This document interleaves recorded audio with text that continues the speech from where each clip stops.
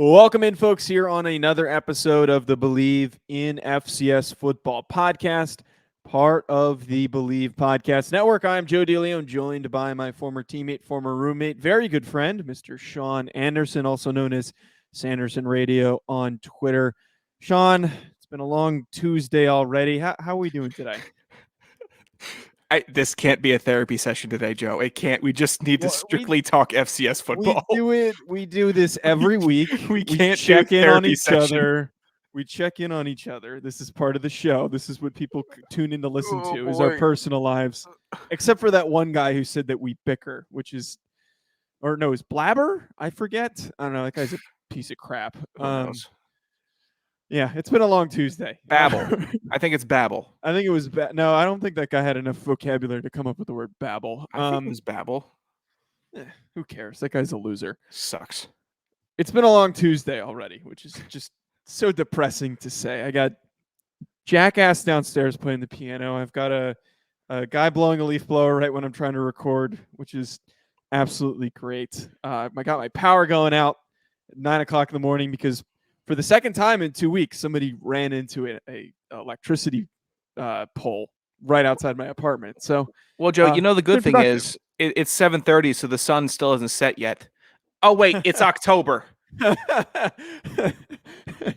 70 degrees, sun's gone. Yeah, this planet is just doomed. We're doomed.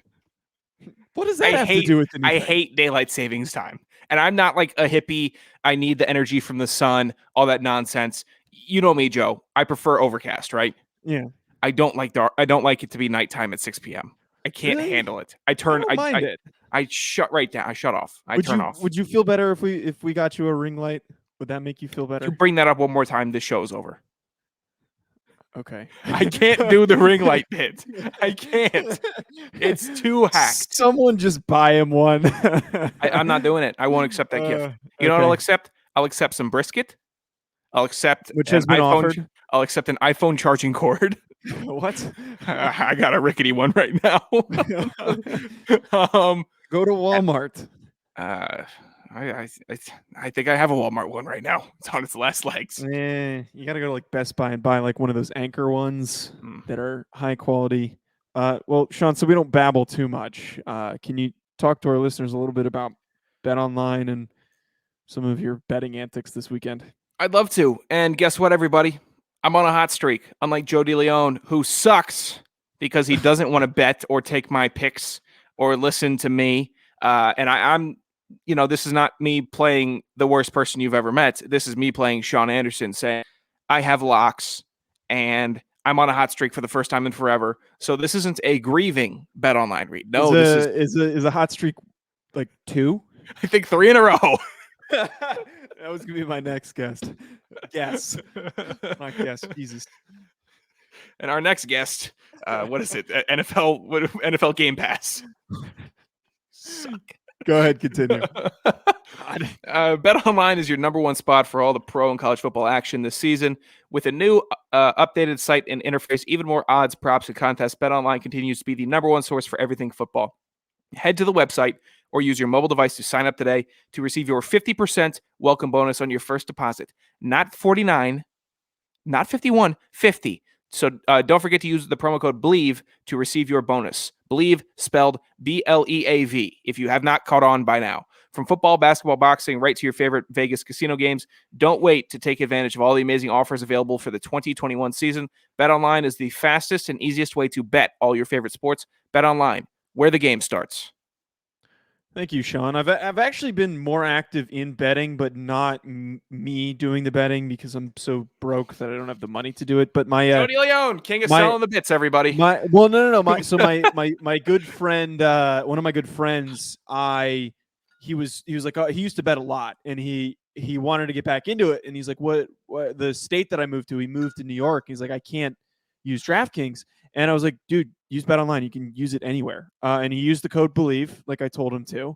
And he got some buy-in money, and then I was giving him some of my picks. And I tried to get him to bet on the Toledo Bowling Green game because that one had a really good game, good line. And then the UConn UMass game, which was an all-time classic, that was also a really good option. That was a classic for another reason, but I don't think this is that. I might go outside the range of family friendly for referencing. Do you know what I'm referencing? The logo abbreviations, what it spells out. I think I might. Yeah. What was I going to say? I do have, before we get to the FCS football, a quick bone to pick with you. Sold a bit last week or 2 days ago. Go ahead. We were on the phone. Yes. And you told me a lie. And then you exposed the lie on Twitter, which I wanted to save for the show. And you're going to come on the show right now, and I see your face. You're going to be like, this isn't, everybody's going to say, this isn't a lie. I've been doing this forever.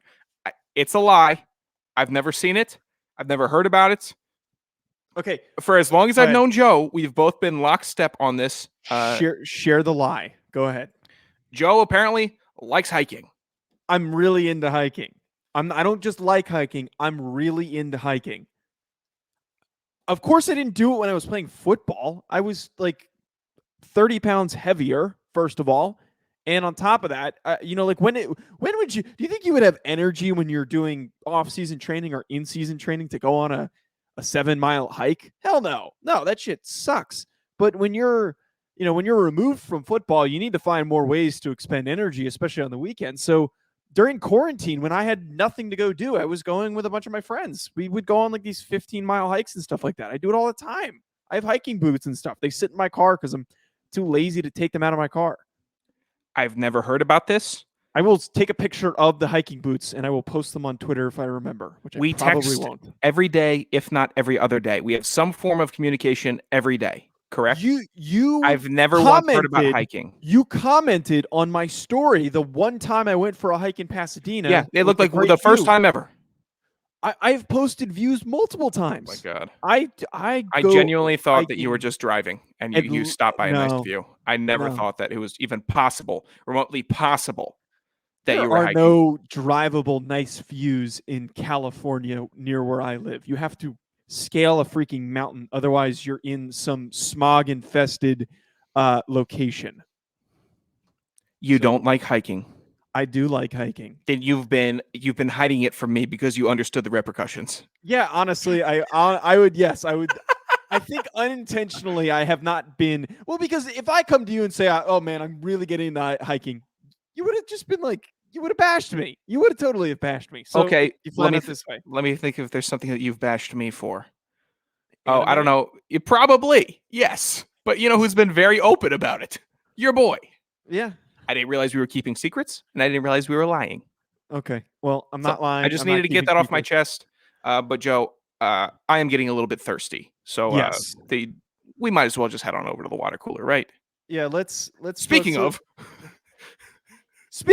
let's grab our cups of water. I missed the speaking of. I actually did. I don't know why. It's starting to grow on me. Yeah, I like how corny it is. Let's fill up our cups, Sean.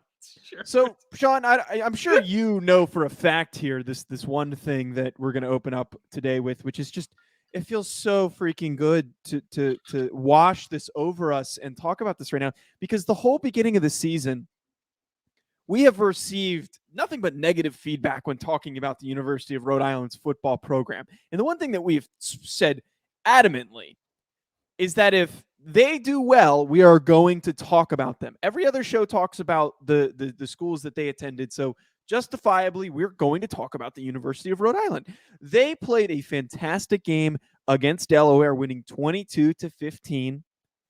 And that, based on the circumstances of the JMU game, which we're going to cover after the water cooler segment, they are now the top of the CAA. And I'm not saying that they're going to stay there, but their remaining schedule, the only roadblock that I see is Villanova. Villanova's a good football team. So is Delaware. I understand they were missing Nolan Henderson, but if they can beat Villanova, the CAA is wide open because they don't have to play JMU like I talked about last week. This is different now, and I'm starting to almost agree with you on our coverage of Rhode Island. It's very minimal still, I would say, because this is just it's one water cooler segment. But when we started the show, for any new listeners, we were still players at Rhode Island, so we wanted to keep everything very close to the vest when it came to talking about the team. We wanted to be very professional, actually more professional than we are now when talking about the national FCS landscape. And I guess now we got a little more carte blanche to kind of go and say, hey, 5-0. So everyone else in the CAA, why don't you kiss the ring, losers? We can't say kiss the ring yet because they haven't won anything yet. But man, it's great. The metaphorical 5-0 ring. Regardless, great to see the LB Mac punt return or punt block return that he had. Ruled. Yeah, just seeing the guys that we played with that have seemingly been there for 20 years and they're just completely balling out. And then Justice 100 yards, 100 plus yards. Our good friend Coach Donnie Smith, his Twitter presence is always great. And then it was slightly marred by what was easily the worst graphic that I have ever seen produced by a Division I football program that has been since deleted.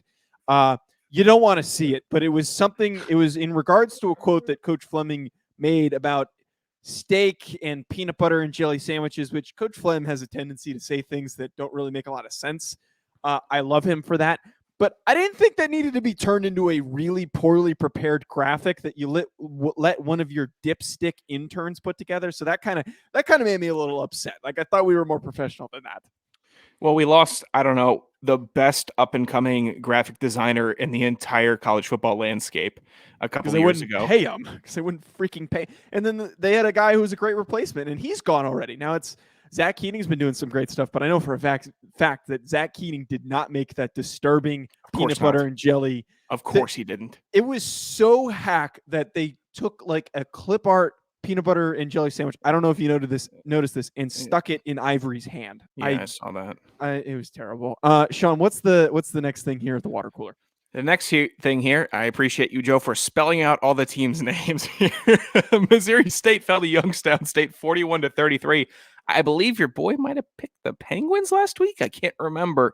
I know I faded you a good amount. I don't think we didn't pick that game, but there were a couple of times you faded me and you were correct. We tied again. And we'll get to that on the next episode. I can't wait till Thursday. Oh, it's going to be. Which means 20 minutes from now. Let's try to keep up. Let's try to keep the curtains up a little bit here. Gee, I wonder why we're wearing the same clothes every time we record. I'll do a change. I don't care. Missouri State, though, who I think, at least we thought, even if we didn't pick them, was going to win. Youngstown State, always up and down team when we've been seeing them. I think our first year in 2018, Youngstown State was very, very strong. And then they lost their head coach in 2019 or 2020. And they've kind of been battling back from that.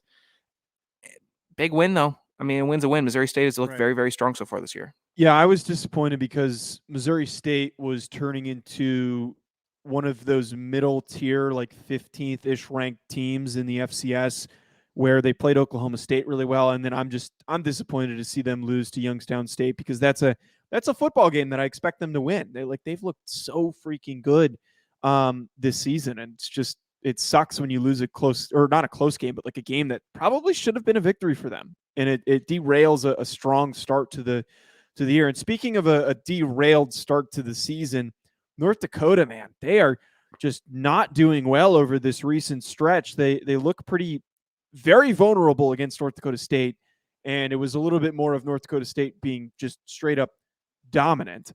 But they lost to South Dakota 20-13, a game that I think a lot of people just assumed was going to be a win for North Dakota. And man, they are turning into probably one of the biggest busts in the this season so far. And I think we got a hack take last week that was really on point, that saying that North Dakota wasn't as good as we thought it was, and it was a very accurate take.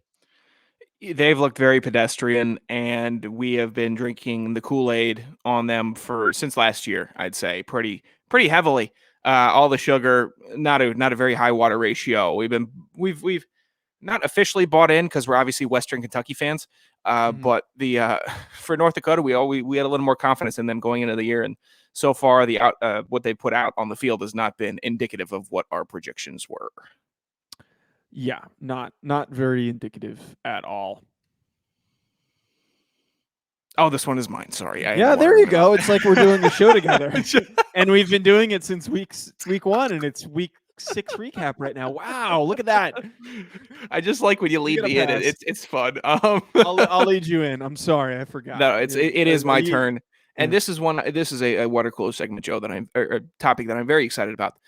Our guy who first time ever, Joe, he didn't make fat stats, but he did lead Eastern Washington over Northern Colorado this past week by a whopping score of 63-17. It was a clinic. It was a bloodbath. Eastern Washington just beat down Northern Colorado. Not even close. But Eric Berrier, I believe, for the first and or second time through 5 or 6 games now, not on fat stats. And he still had a very, very good stat line. I think what was it? He had like 300 yards. I think he had 3 touchdowns. It was probably one of those games where it was very strong. You take the foot off the pedal a little bit. Man, Eastern Washington has really taken that next step for them being a legitimate contender. And I think that the conversation, if Sam Houston State wasn't previously the number 1 ranked team and a former national or the previous national champion, I would honestly put Eastern Washington at number 1. But you can't just move. It's like if Alabama had a really Sam Houston hasn't had a light schedule, but they haven't been tested yet. They haven't faced the really hard chunk of their schedule yet. But it's like if Alabama hadn't really faced hadn't faced Georgia yet and stuff like that, and they went undefeated so far after winning a national championship. You can't just push them out of the way because another team's being dominant. They need to lose first, or they still need to prove themselves. But they've already proved themselves last spring. Eastern Washington, though, that offense is impossible for anybody to stop. And I know Northern Colorado isn't very good, but 63 points yet again is just crazy to see. And speaking of, okay, I got to stop doing that. Crazy to see stuff. UC Davis, the Aggies, the team that I have accidentally hyped up this season, they blew it. Idaho State, who's an okay football program. I've got a few guys in the team who follow me on Twitter, which makes me feel happy. But what the hell? They lost to Idaho State 27-17. Heartbreakers, man. That disappoints me because I like seeing these undefeated teams push ahead. But you beat the easy teams on your schedule so we can have better matchups at the end of the season. God damn it. What have we been saying, Joseph? Or at least I have been saying. UC Davis is a heartbreaking team. That's what they do. They are a team where you start you really start getting in faith. Oh yeah, they're running the ball, they're throwing the ball, their defense is looking solid. Not great, but solid. You're like, oh, they can hang with anybody. Then they do something like this. And then they go on a 3-game losing skid. That's what they've done. Not saying that's what they're going to do. But that is what they have done in previous years. Yeah, they just disappointing. They're still going to be a good team this year, and they've shown that they're strong. I think that they just got caught off a little bit off guard. I don't really give a whole lot of credit to Idaho State, but still. Sean, what about this one team that's been really good so far, and they actually stepped up to the challenge? They have been kicking some, if I may, ass and taking some names. Eastern Tennessee State. Right now, looking at it, 6-0, Joseph? If I'm not 6-0 with a win over an SEC team. That's right. They just beat up on the Citadel. We don't mind the Citadel. We're fine with the Citadel. The Citadel fans are very friendly with us.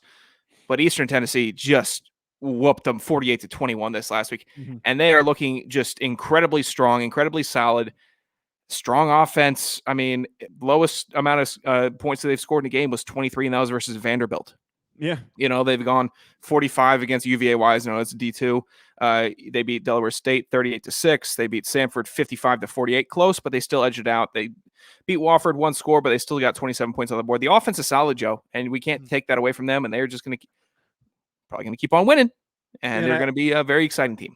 And I think Eastern Tennessee State has easily been the biggest surprise so far this year. You could maybe throw Southern Illinois in there, but we already knew that they were good. But I think everyone overlooked this ETSU team, and they've just been fantastic. And they're going to be, I think that they're on pace to be maybe a seeded team if they can finish with this trajectory that they've held together.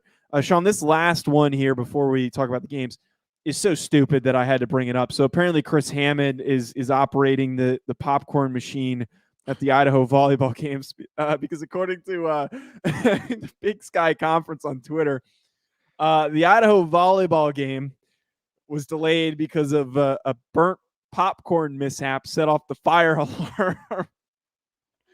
And it was just so stupid. I had to bring it up because it was an FCS school, and I was like, I'd be livid. I would be livid if I'm sitting there. If I'm in there, I'm getting ready to serve, or say we're up 15-5. Like, all right, let's close it out. We're gonna have a good time. We're really doing well, and then toss the ball up. I'm just, what is this? What is this? What is this nonsense? But no. Especially at colleges, they need that. At least at Rhode Island, it was fire alarm goes off. Everybody has to stand out in the rain until the fire department comes and cleans the entire building out. And that's what happened. And I'm sure in Idaho, they had to have the fire department come, clear it, and then resume the game. Fire alarms for popcorn, triggering for me is what I would say. I remember being woken up in my freshman year maybe 2 to 3 times at about 3 a.m. when some people were trying to make some popcorn. Yeah. Had to stand out in the freezing cold Rhode Island rain while the fire department came. And Joe would not let me go and sleep in his room, even though he had an open bed. You never asked in those instances. I had one instance over the summer. I think it was popcorn related. We had like a 5 o'clock workout, so I went to bed really early because I was waking up at 4:30. What do you mean humble brag? We had workouts that early during the summer. You know that. But I thought you meant this past summer. No. When we were at URI, this was our between freshman and sophomore year, and I had gone to bed and I was like naked when I went to bed. And so the fire alarm goes off while I'm asleep and I'm so disoriented. I almost ran out of my room like butt naked, but like I put shorts on. So like I went out and stood outside like with like the shortest shorts that I ended up accidentally grabbing and no shirt. And I was just looked like a total buffoon. And all the other guys on the team that were staying and Eddie just came over to me and they're like, what the fuck are you doing? Oh God. Nice. That's staying in there. Thanks for distracting us. I blame you for that. Chris, can you find out who set off the popcorn alarm? I'd like them on the show so I can just berate them. I shouldn't do that because it's probably just a volunteer that just really enjoys the school and volleyball and just wants to support. I take it back. I take it all back. I don't take it back for stupid 18 and 19-year-olds that are trying to make popcorn at 4 a.m. They can all rot. And it's a different circumstance. Just a nice volunteer worker trying to make some popcorn. Now I feel like a jerk. It's like yelling at an old person driving. Yeah. How can we salvage my mood? Let's salvage your mood by talking about 2 crazy upsets that happened this weekend. Southern Illinois defeating South Dakota State 42-41, and then James Madison falling to Villanova 28-27. And I don't want to spend too much time really talking about these games. I would much rather talk about the landscape right now because things are very, very messy. So what I want to hear from you, Sean, and I'm obviously I'm going to provide my insight as well. Do you buy more into Southern Illinois and Villanova for their wins? And if there's one or the other that you are, who is it? Or do you buy less into or buy more into the fact that maybe JMU and South Dakota State just had a really bad week and they got caught off guard? Dude, Villanova looked solid. They looked just not dominant, but Covington stepped up when he needed to. Daniel Smith stepped up when he absolutely needed to. Late fourth quarter, big touchdown. So Villanova playing as they needed to, and they were taking field goals when they needed to take field goals. They weren't scoring touchdowns every time, and their defense was holding JMU and keeping them from scoring field goals. So it wasn't like a touchdown-heavy performance. I know you see 30 points or whatever it was, 29 points. They had like 3 or 4 field goals in that game. So they were taking the points. They were making their kicks. That's a very disciplined, solid win. And we knew JMU was due, and we also knew Villanova was due because last couple of years we were waiting for that. Where's the big JMU? Where's the big Villanova game where they just absolutely upset somebody, or they make it really, really close with a strong FBS team? Because that's what they do every now and then. And this past game, they look disciplined, they look strong, and they played really well. And also, I mean, hats off to Southern Illinois because Pierre Strong had like 180 yards and 2 touchdowns against them. Yeah, I know one of the runs was like 85 yards. I get it. Right. Still.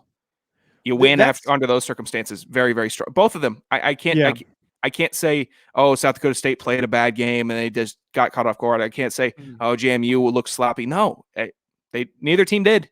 It's just they lost. That's the beauty of it.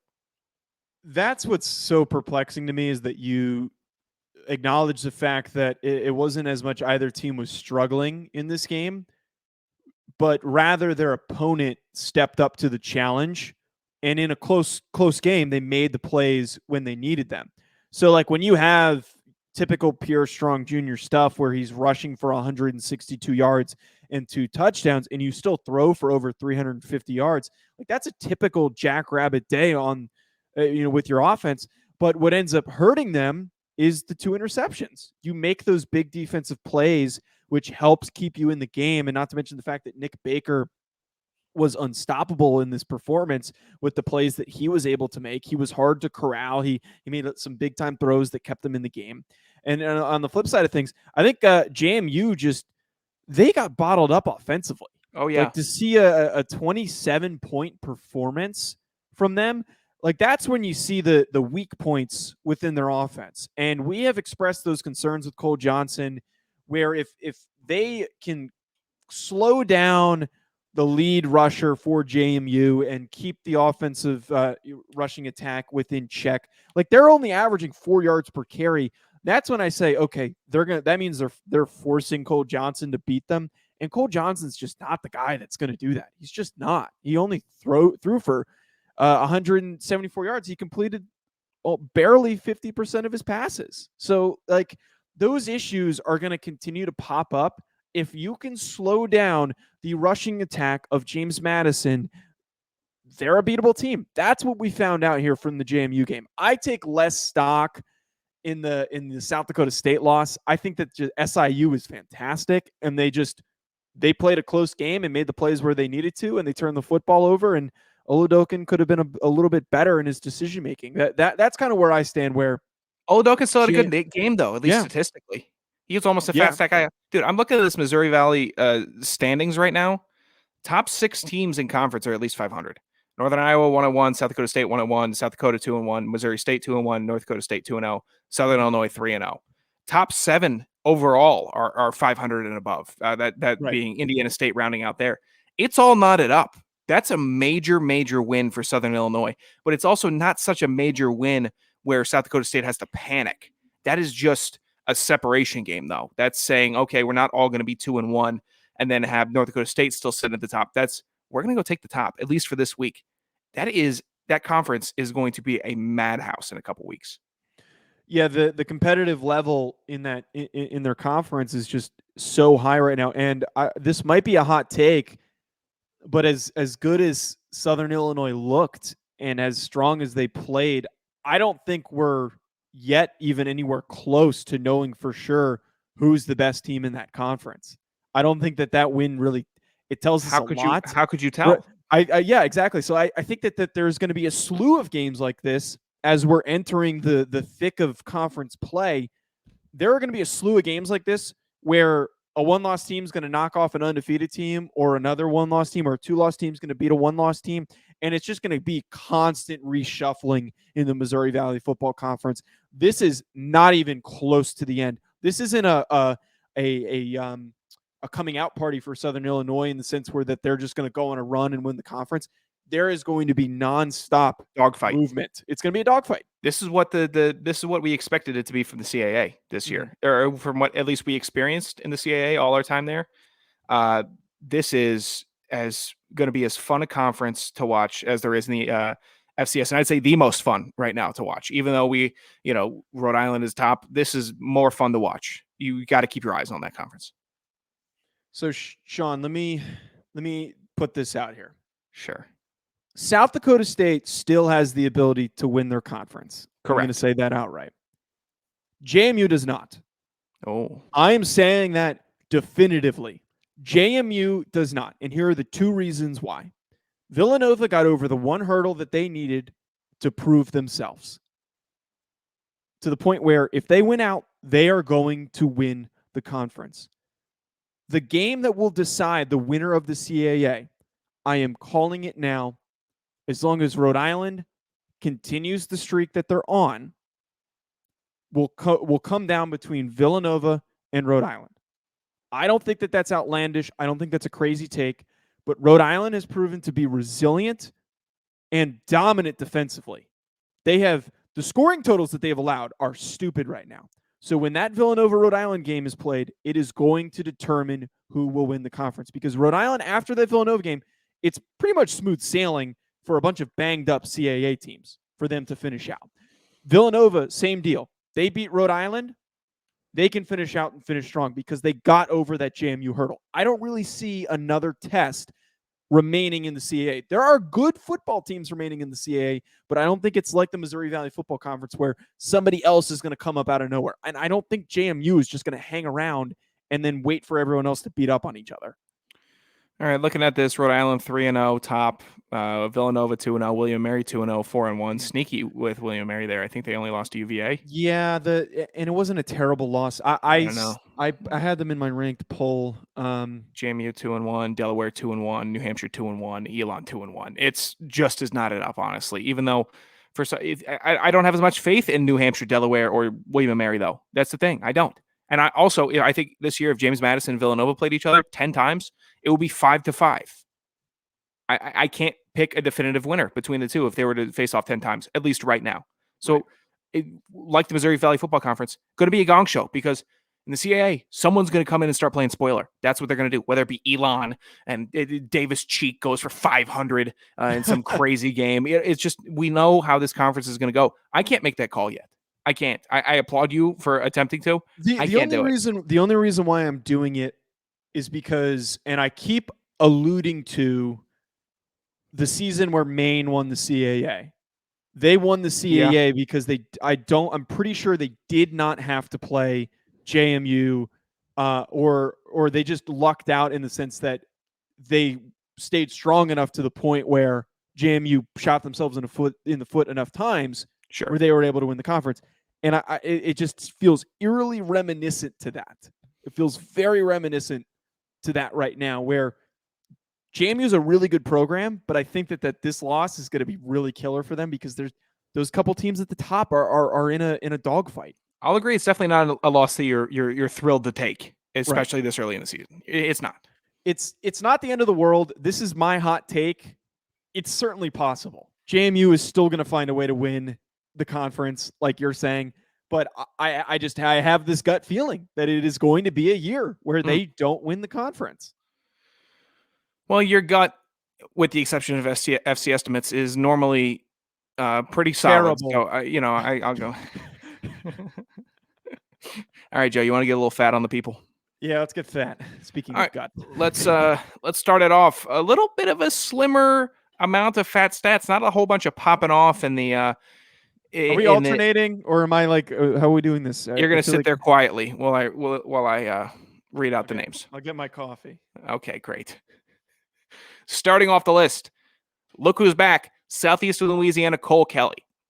Last week, he did it with his arm. He did it with his legs. This week, what do you think? He did it with both again. 29 for 38 passing, 406 yards, 5 passing touchdowns, 1 interception, though. But don't worry, he also had 14 rushes and 55 yards on the ground and 2 rushing touchdowns, totaled for 7 touchdowns in their win this last week. Cole Kelly, back-to-back fat stats. I would say he is probably the fattest stat on the board this week, but that's not to discredit the rest of the players to come. Nichols wide receiver, Dejon Dixon, 11 catches, 171 yards, and 2 touchdowns this past week. Pretty fat. Like to incorporate the wide receiving stats as well.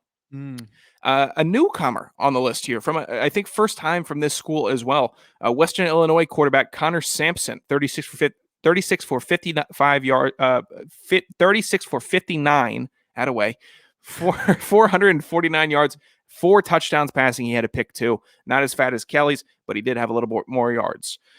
Furman running back Devin Wynn also graced his presence on this list with 31 rushes, 204 yards, and 2 touchdowns this past week. Biggest rushing total on the list so far this week. Kennesaw State's Xavier Shepard, 29 rushes, 179 yards, and 3 touchdowns. Made it for the touchdowns. I know Wynn had more yards, but I will also qualify touchdowns if you have 3. Portland State wide receiver Matayo Tala. Here we go. Tala Lemotu. There we go. There we go. He will be rounding off the list. 12 catches, 196 yards, and 2 touchdowns to cap off his last week. Highest amount of wide receiving yards this last week. from our Fat Stats. Welcome to the list, boys. If it is your first time, if you're a returner, we welcome you with open arms again. It is like the Masters. If you are back, you are always invited. This is how we roll here on Fat Stats on the Believe in FCS Football podcast. Joe, please take it away. I'd like to get a little bit hacky now. I would just like to say, if I had to pick one, I'm leaning towards that Cole Kelly stat line, but I also like the Connor Sampson one too. But almost 200 yards receiving is great. I'm a big Devin Wynn fan. I can't even pick one. You keep pulling really good stats. Kelly, man. Everyone's been balling out this year. 7 total touchdowns is enough for me to say. Yeah, that's true. I'll go okay, Kelly. So Sean, to wrap us up, as we've debuted last week, I love the way that this bit has developed. Some people really get it. And the certified hack of the week, for those that don't know, every Sunday or Monday, I will poll on Twitter for listeners of the show and FCS football fans to send me the craziest, most outlandish, obnoxious take that they can possibly send. And Sean and I are a big fan of a good chuckle. And that's kind of what this has been. What? This has been leaning towards is whoever sends us the stupidest thing possible. Joe Seinfeld again. We like laughing. Shut up. You're on fire. My point is, what's the deal with lamps? They provide light. Yeah, what's the deal with lamps? Buy one. We've been picking the stupidest one each week. Oh, yeah. And we successfully have 2 this week, but we have a winner and an honorable mention. Thank you to everyone who submitted. I apologize if you had a legitimate take that should have been actually taken seriously, but that's not how this show works because we're 2 meatheads and idiots, so this is what we do.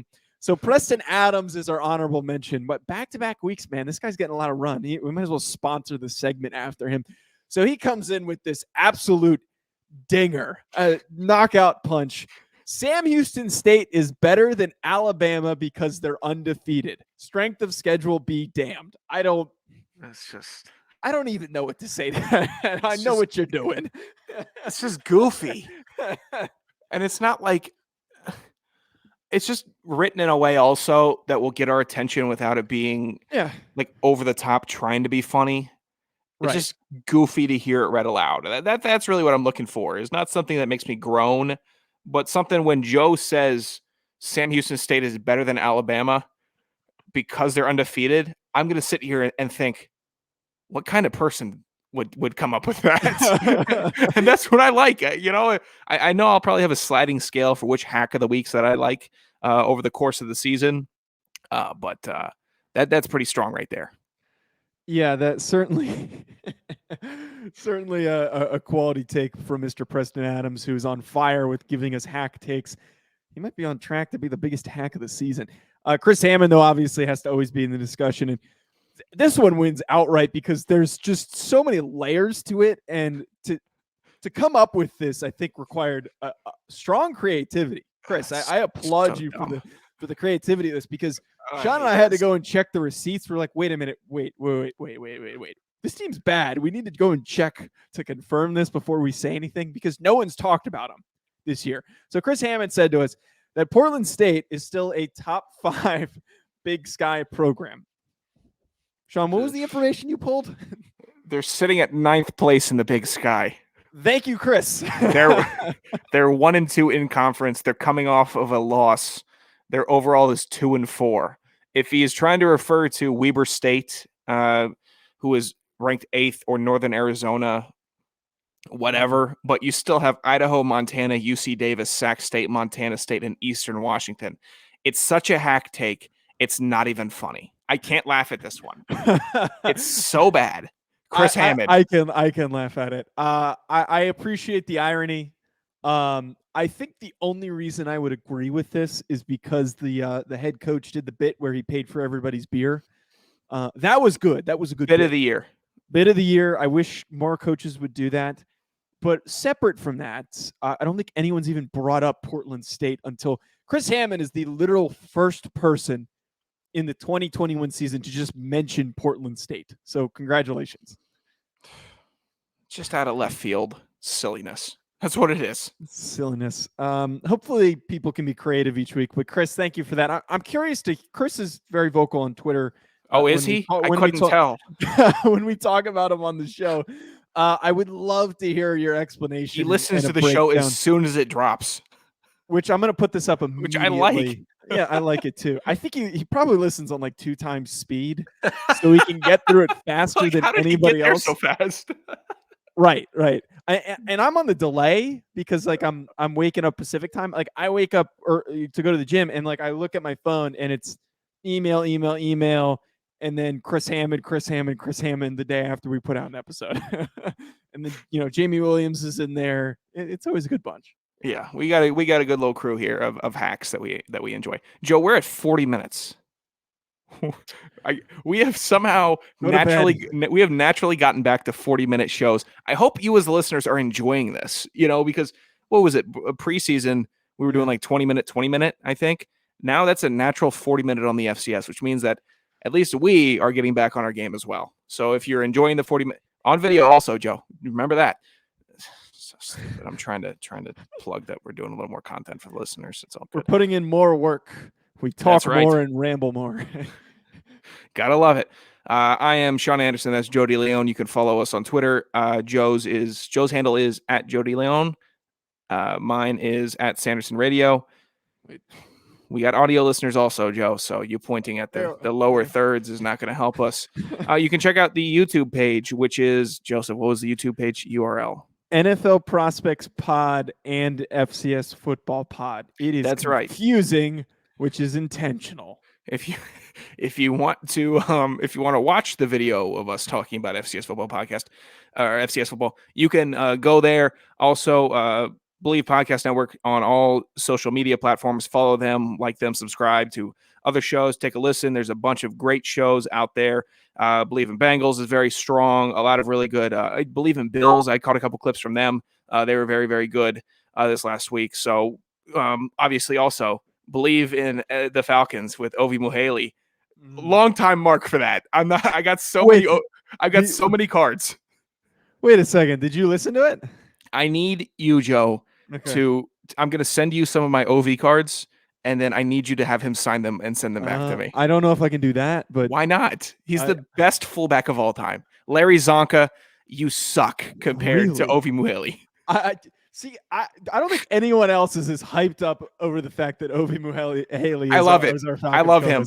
I don't know. Will McFadden's great too. They're like a really good pairing. I'm so glad we got them on the YouTube channel because they work so well together. They're great. And then it's freaking Madden 05 with him and Wark Dunn. I just sat there for hours just doing fullback read. And then also just Michael Vick sweeps and all. Oh God. It's too many fond memories. That's too many. Fantastic.